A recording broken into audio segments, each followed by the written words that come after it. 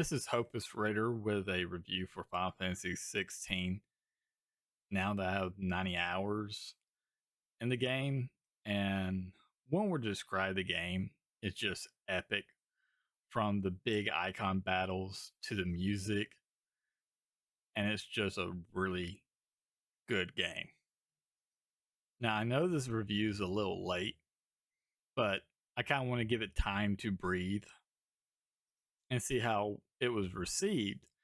Now, there are some reports, like Bloomberg reported that in Japan the physical sales are drastically down, and that someone also stated in the article that digital sales wasn't that much of a difference from the physical sales, so it really wasn't that good of a sell there in Japan, which probably fell short of Square Enix expectations, and they really needed a big sell, especially after the company had massive flops here within this year. Now, the reasons for this could be simply because it was a PlayStation 5 exclusive. And I personally don't know many people who own a PlayStation 5. I myself don't. I had to borrow it from a relative because most people still got their PlayStation 4s. So, like I do. I mean, so I had no reason to buy a PlayStation 5 because there wasn't really that many exclusive games on there that didn't later come out for PC. So there was no reason for me to buy one. Uh, so I bought a digital copy and borrowed a relative's PlayStation 5 to play this game for this review. I also bought the physical collector's edition. So I bought this game twice. Um, and if it comes out for PC, I will be buying it a third time. And sales dropping off after a while is not uncommon. It's very common for it to happen, except for a few games that do go up after, kind of like Among Us. But it's very common for something like this to drop down, especially since it's PlayStation 5 exclusive. Most people who are going to buy it already did that could. Now you could see the one of the issues is that um, the cost to make a game and the sale numbers, while 3 million units at $70 a game seems like a lot of money because it is. But once you put in, retailers getting their cut, Sony getting their cut, and the money required to make and advertise the game, that cuts into a huge portion of it, especially if it was and this is a if, I don't know how much it costs, but if it costs like a $200 million game, uh, that's not the company making a whole lot of money off this initial month. And they don't make these games just to break even. They're trying to make way more money than it costs to make it. But coming out with a PC port will help with all that.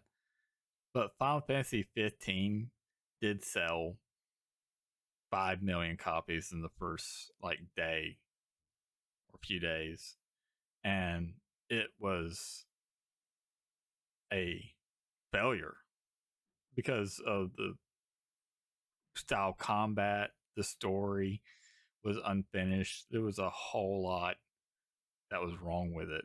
That was the downfall for Final Fantasy 15. So, regarding if these sales numbers show that the game didn't succeed very well, or that it's actually doing on track and it's already paid for itself and is making money, has yet to really be shown in any official sales numbers or anything like that. And people on the internet are going to be people on the internet. They're going to complain and everything about things. Those who are not liking the direction Final Fantasy is going will want it to fail, and the almost cultist like super fans who don't care which direction it goes in, as long as it has that Final Fantasy logo on it. They will defend it uh no matter what and attack anyone who has a little bit of criticism for it.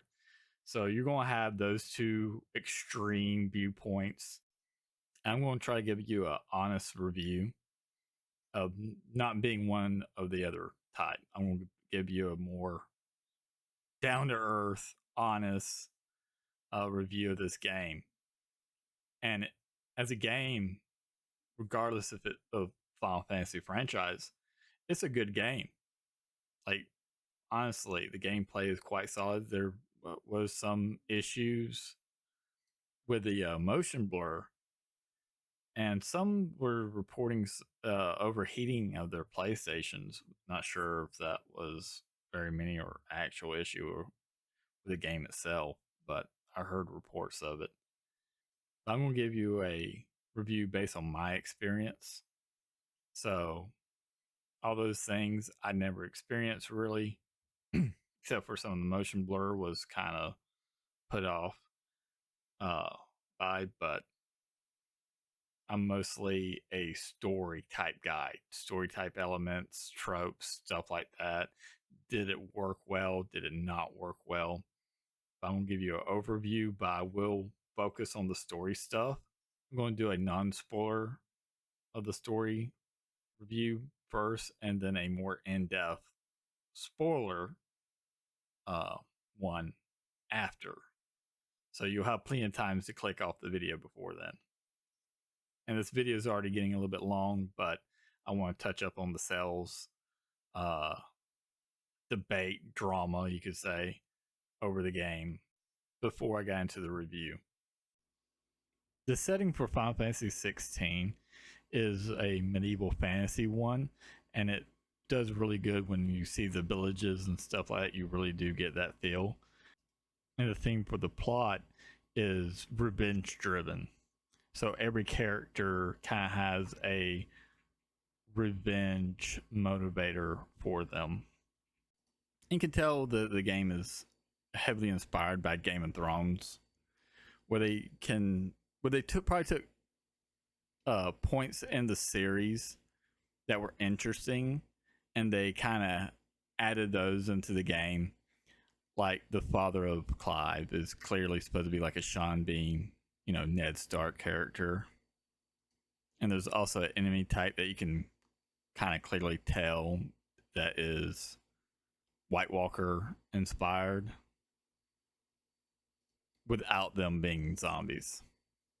And one of the early problems that you're kind of introduced to is the Blight, which you can compare to Winter in Game of Thrones. Winter's coming, and the Blight kind of acts like that in the game. So, but sadly, we don't have no one going around, the Blight is coming, over and over again throughout the game, but I guess we'll survive without it. You're introduced to the main character of the game, Clive, who seems to be on a mission to kill Shiva, and during a battle that breaks out nearby, he loses consciousness, and you play as a young Clive for a little while, and you really get to know his backstory, his family, some of the situation that's going on. And the game does a lot of world building by showing you through scenery around as you go, like because there's some ruins at the beginning, and they're not explained right off. They are explained later, but it's like, ooh, what are these? And it is an interesting world, but at the same time, you may not get some of the more fantastic fantasy type zones that some of the previous games may have had.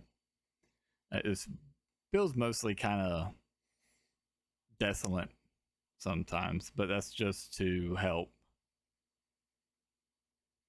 ground it a little bit more in reality and show the blight that's a ravaging the land. So there's a lot of it that's just dead. And to help you understand some of the world building and the lore, you can bring up a kind of like a lore book thing that has all the characters, places, so you can get a really good understanding of the world around you as you progress through the game. You have a cast of allies that help Clive throughout his journey in the game, which is Jill, Cid, and Gab, along with Torgo. These characters, especially Cid, are very well done, except for certain aspects of them. But they just are NPCs that will be around you, so you don't really directly interact with them or command them, except for the dog, of course. You can offer some commands, but not really. But to get into the story without really spoiling things or anything like that, which I will do later in the video, it is a revenge story, although doesn't really seem that much of a personal revenge later on. It's more like a collection of grievances and seeking justice at that point for all the wrongs done. And the story really does pick up strong early on. And I would say about midpoint, it does start to fall off. And you're kind of wanting things to be pushed in a quicker pace. But some things go, off to the side a little bit. So there's a little bit of pacing issues there. And I do have an issue with the ending of the game, especially with the villains' motivations, which are kind of overused in a way, especially with Japanese RPGs. So for me, the journey of the story was very what's going to happen next? And the icon battles are epic, fun, no problems with them at all. But when it comes to following the story, it gets to what's happening, want to see what's next, and then it's like, oh wait, I've seen this before. I know exactly what's going to happen. And while there are certain tropes and themes that are quite predictable and everything, and as has been done to death, this one has been done a lot to the point that it's not even a good one. Also, it's like, yes, you play the hero is going to defeat the villain at the end and everything will be good. I mean, that's how stories go for the most part. We know that's going to happen, but the motivations for the villains is just lacking. Like, okay, cool, I'm quite sure we had some of these elements in recent Square Enix games, and I see a lot of ASEAN villains from 14, a lot of their things with the main villain at the end. So the ending for me was kind of disappointing. I really did feel like, okay, let's get this over with at this point. But gameplay is pretty good. It's easy and can be made easier with the accessories and playing in story mode, of course. And with a new game plus, you can up the difficulty. But even then, I mean, it's a simple game. It's good for a casual, like if you want to just pick it up and play. And at first, you're mostly messing with your sword combos, which is just simple 4-button tap. You can end it with a little magic burst at the end by pressing triangle. But once you unlock some of the abilities, like as you go, you can mix them up, find your play style, and you're supposed to stagger enemies, do heavy damage to them through that stagger window. But for the combat style that it has chosen to go with, it's a solid combat style. And as for enemies, you get your big ones that you have to stagger in order to do good damage to. But they have some of the lesser ones that will get buffs, or you have to break their guard and stuff like that. But they're quite few and far in between to really worry about. So all the trash is just there to give you XP, ability points, so that you can upgrade your special abilities. So the combat is pretty solid. Even though it's simplistic, it's still very solid.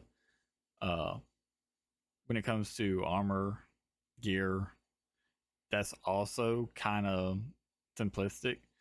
You can upgrade it at the blacksmith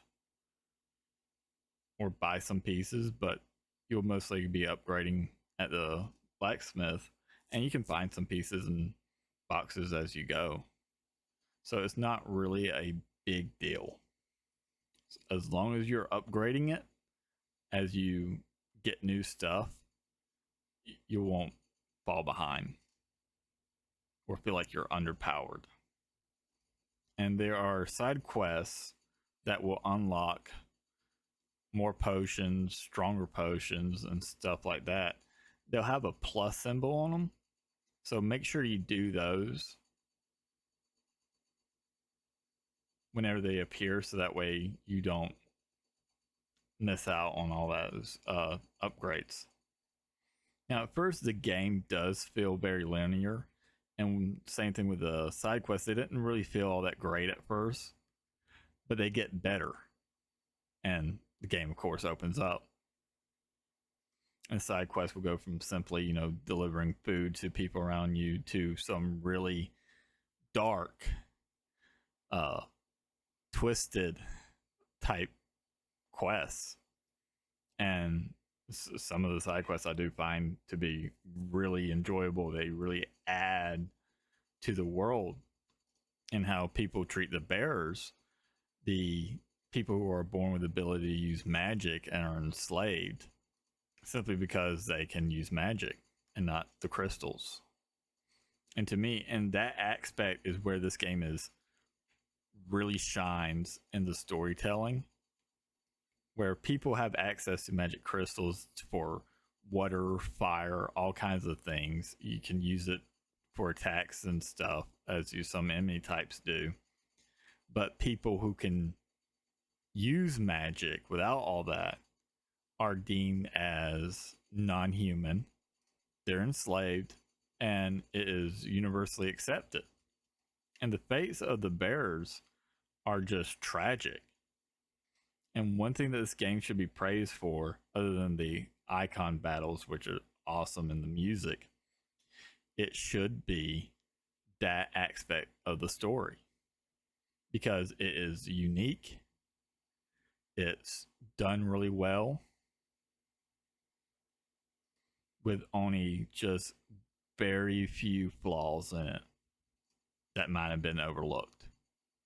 But that's the part of the story that I really enjoyed.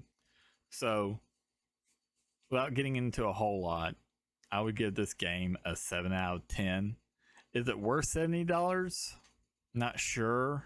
That is a big price to put on a game that most people will only play once for a month and probably won't touch it again.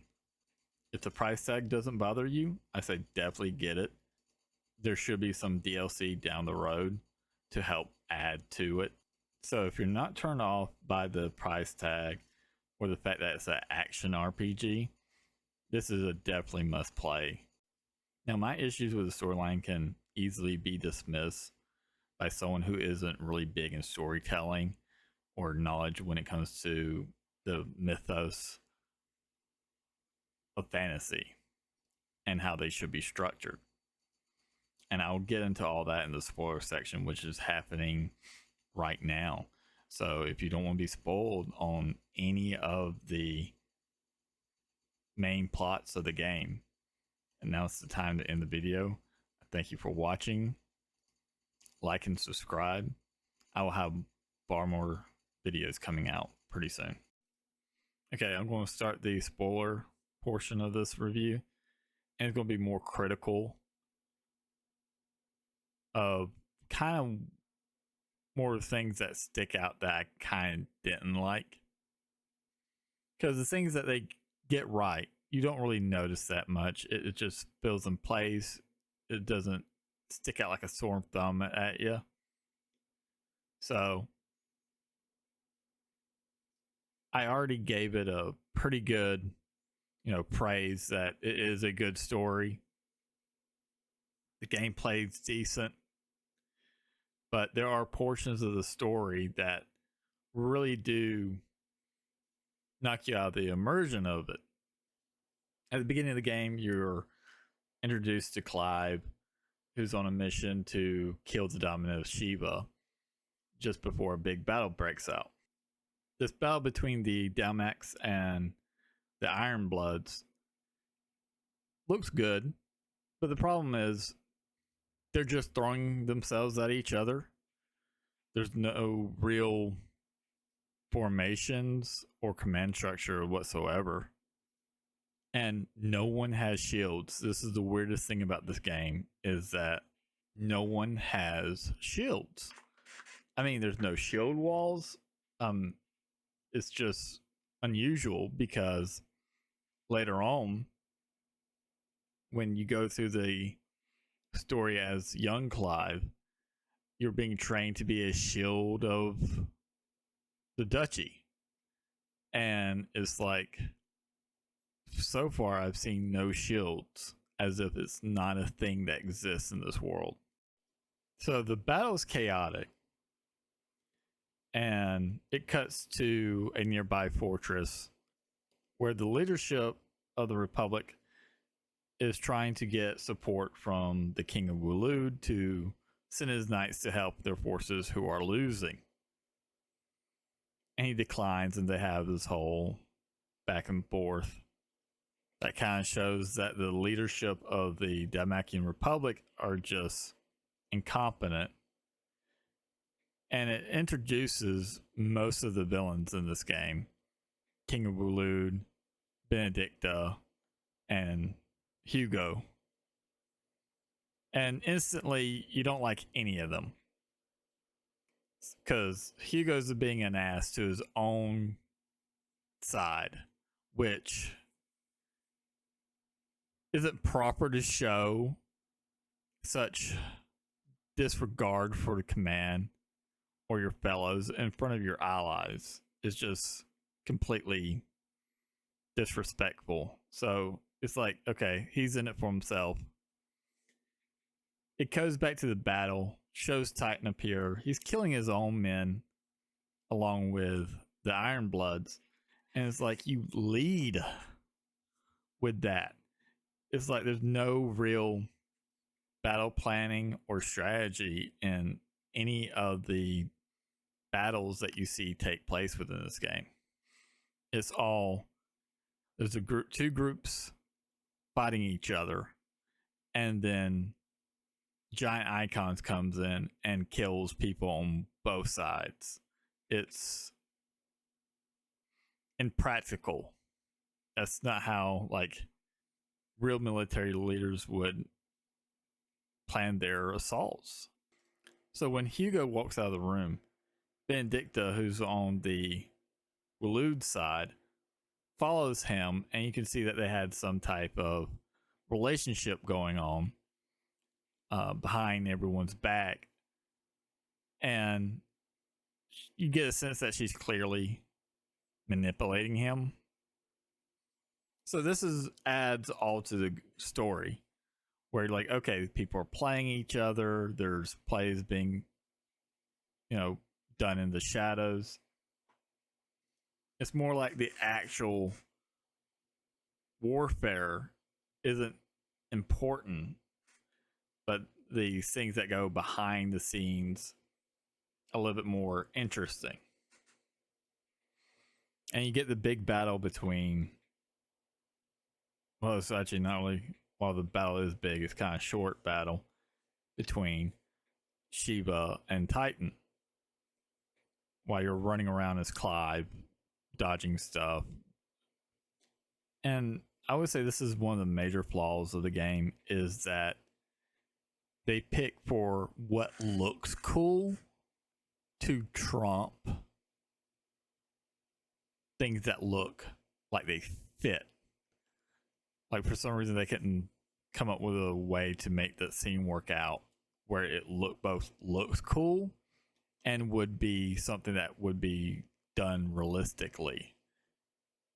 If you could have giant entities, on the battlefield.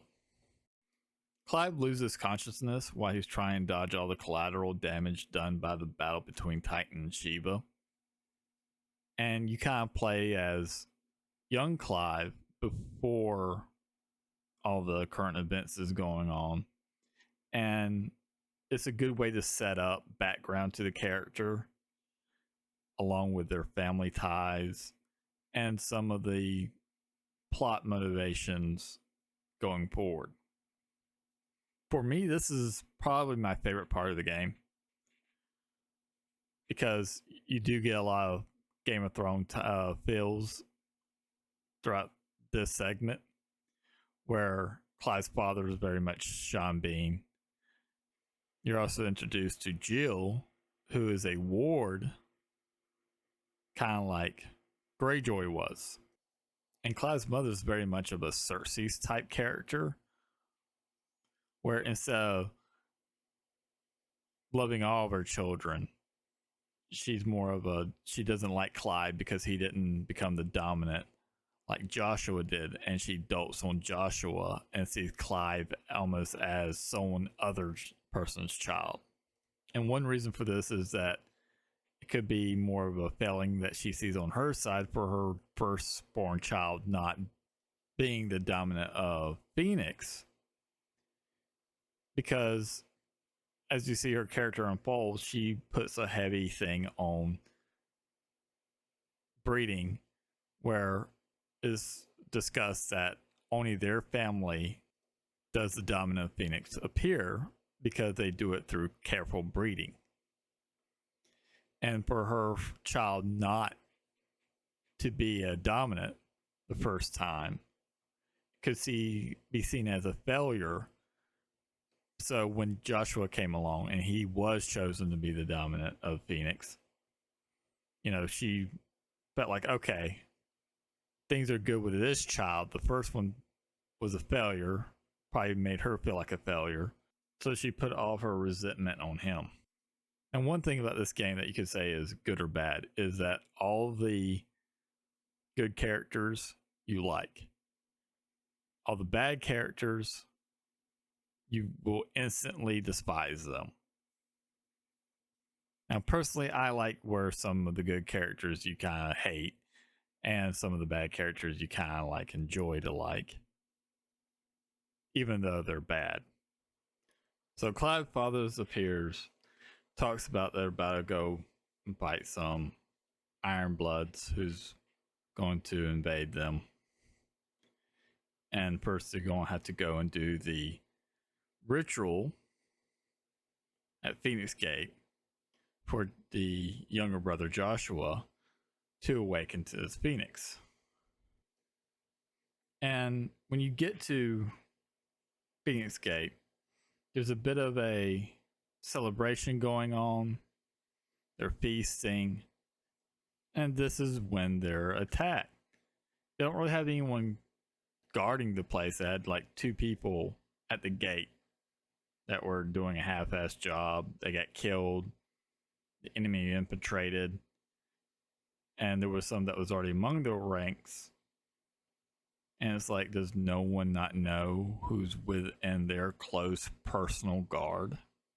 So Clive's people are being killed by the Holy Empire forces that infiltrated Phoenix Gate. And their job is to kill Clive's father and capture Joshua. Which all this goes wrong because after their father gets killed, Joshua awakens as the Phoenix. And Clive is also having an awakening of his own where he sees a road bigger that kind of triggers him to transform into Ifrit. Now, at this point, the hooded figure kind of almost seems like he's on the Empire side and was able to somehow trigger this transformation within people.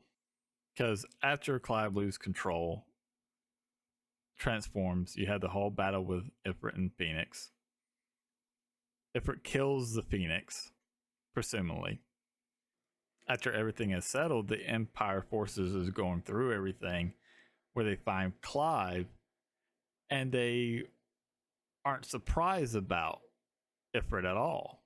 Of the two fiery icons, even though there's only supposed to be one of each element, there was no shock or surprise or any type of conversation of how unusual it was.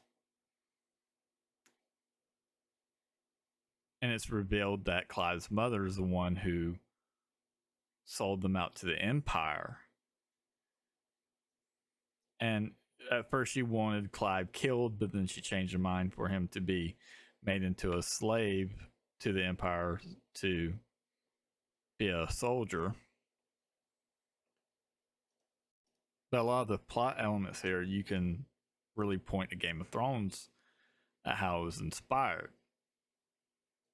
Where Phoenix Gate was very much like the Bloody Wedding, along with how some of the characters are.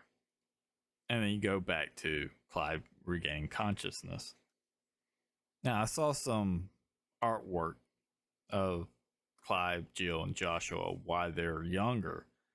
And I was thinking to myself that, wow, this would probably be a good game with those three characters as it's centered at that age, and a little bit more of a lighthearted type game, which I would find interesting.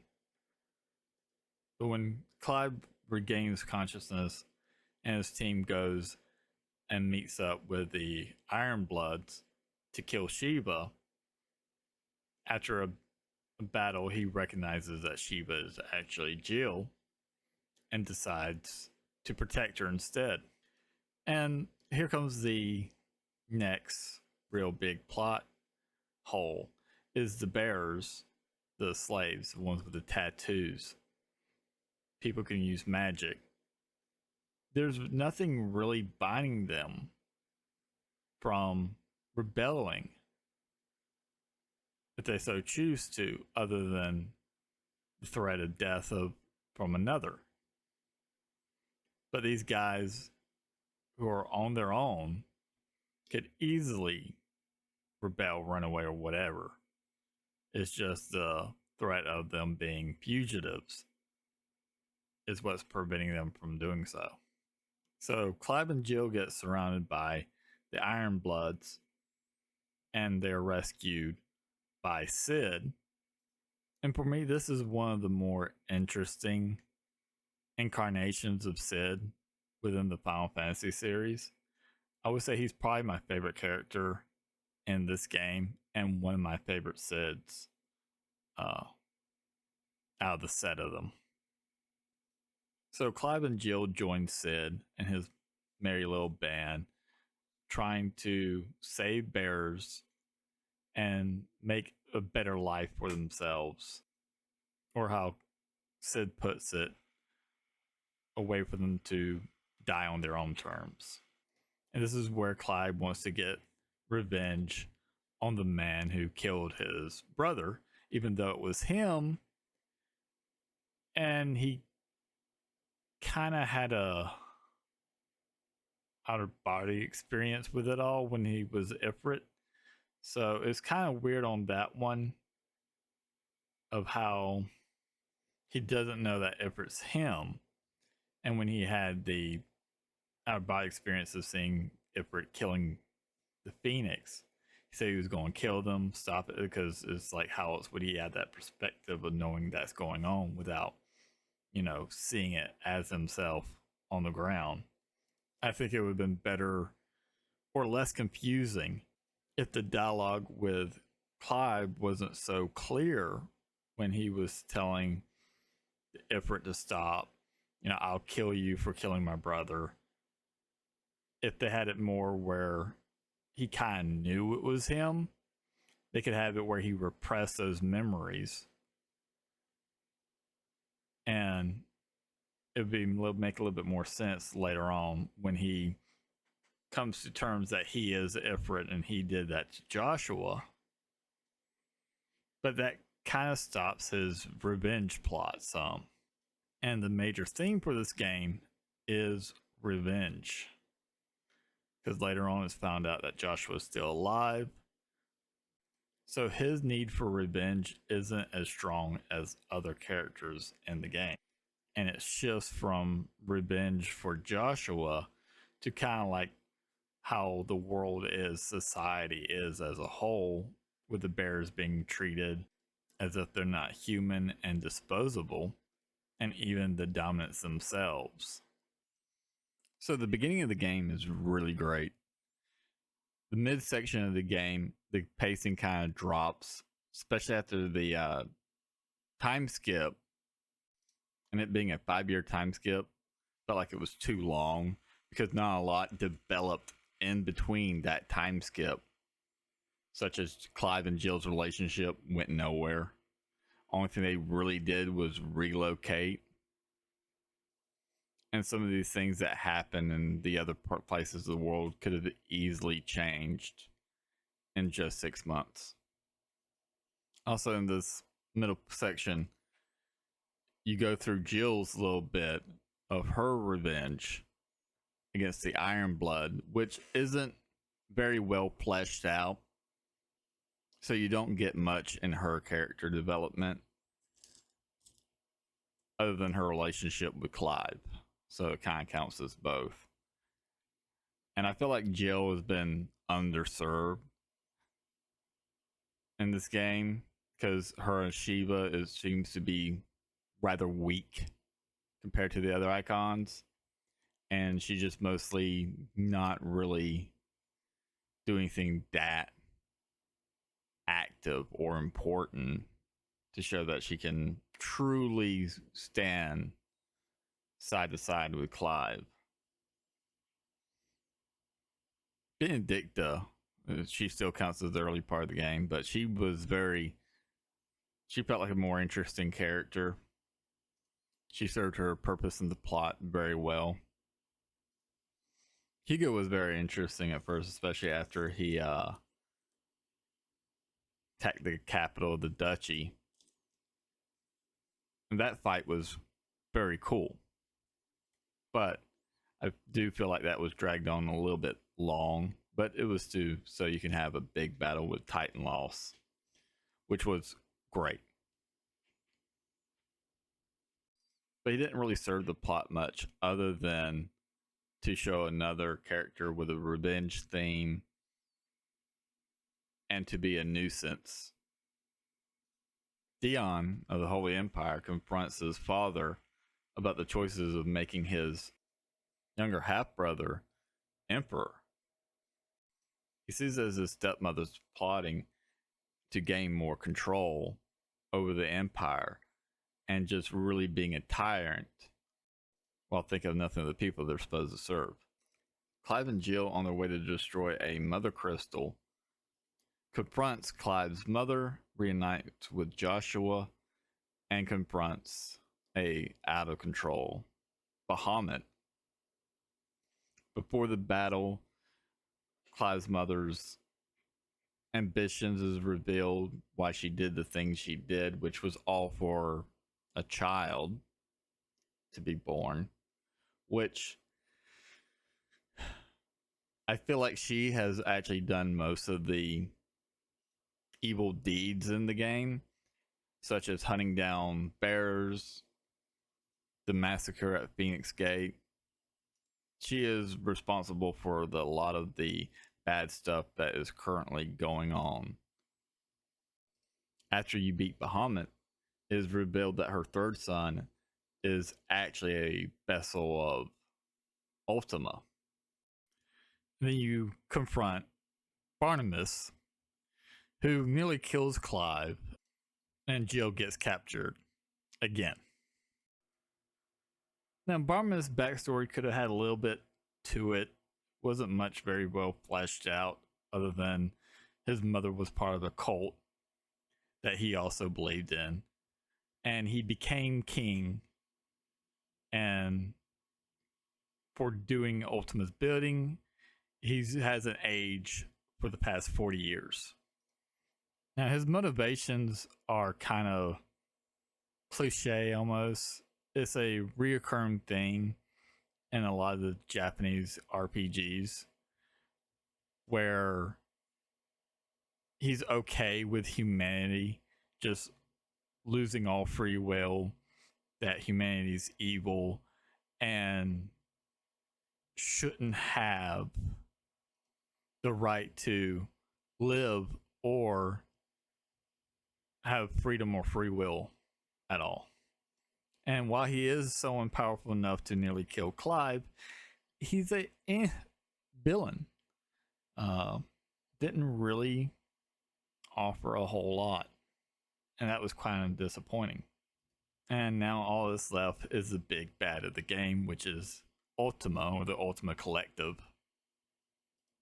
And this is where the game lost me and engaging in the story or really being captivated by it, because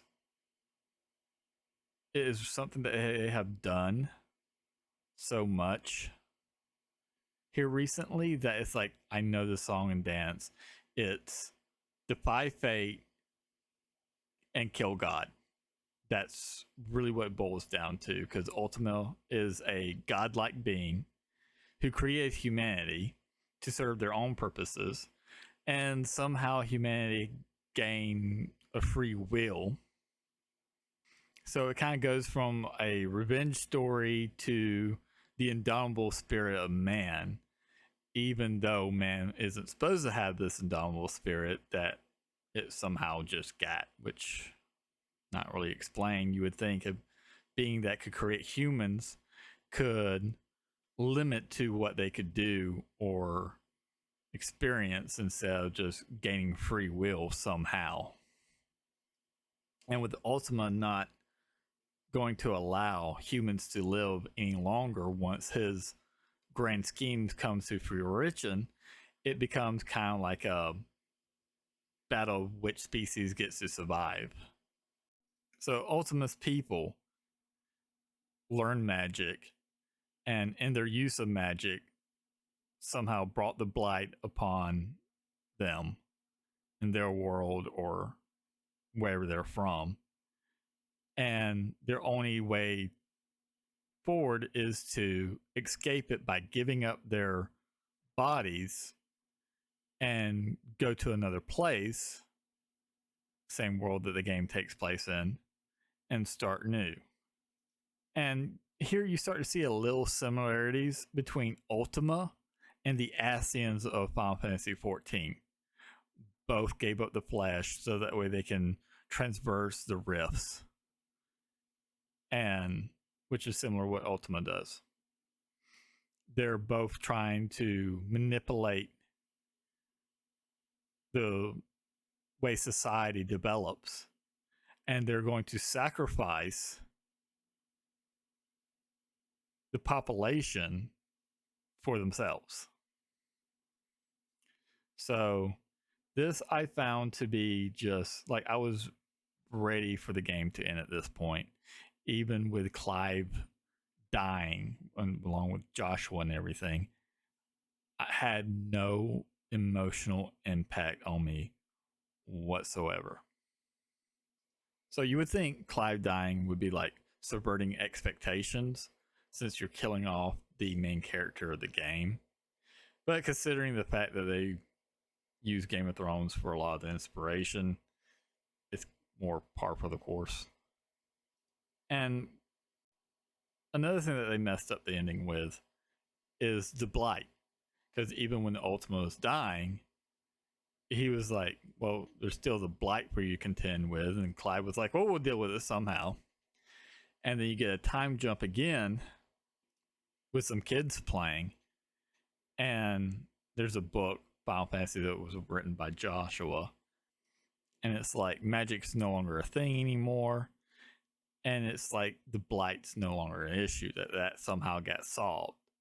So it's like one of the main driving points is the blight that drove Sid. That was a main thing where the blight was just coming in, just taking more of the land, making it unlivable. And it was something that even Ultima people couldn't do anything about without doing massive sacrifice to create a spell to rewrite reason. Somehow that's going to stop the blight, not sure, but that was what they were trying to do. And it's just like, okay, the blight's no longer an issue. It's never really addressed.